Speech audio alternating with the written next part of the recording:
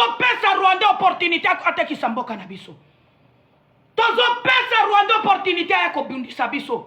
Totika mnanu bomoko. Bino bokanisi na Rwanda bazana ba problème te. Bazana ba problème ebele kolekata biso ba Congolais. Lelo bino ba Congolais babandi koloba. Fati bongisa mboka. Tala ndenge mboka edindi wakacha. Na balabalo kabila tika na mboka ndiye edindi. Wakacha. Na balabalo kabila tika na mboka edindi. Mboka kokota maisa normal. Biso na Australie ba Australie bazawa. Na Australie tozalaka ndengo wana babongisi maye eko mema. Eza normal. Soki ozolo bafatia bongisa mboka. Na balabalo kikabila tika nde fatia eko bebisa. Bazoba. Botu na batu ya Congo ya Australie. Balabala mindele kuna na Brazil.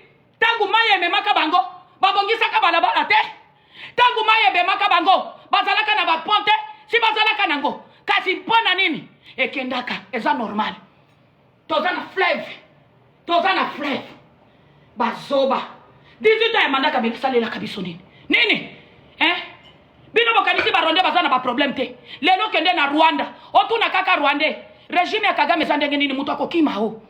Akona bate bazana ba problème sérieux. Ba Rwanda soki bayokeli biso mawakacha.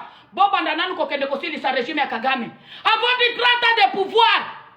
Régime ya Kagame 30 ans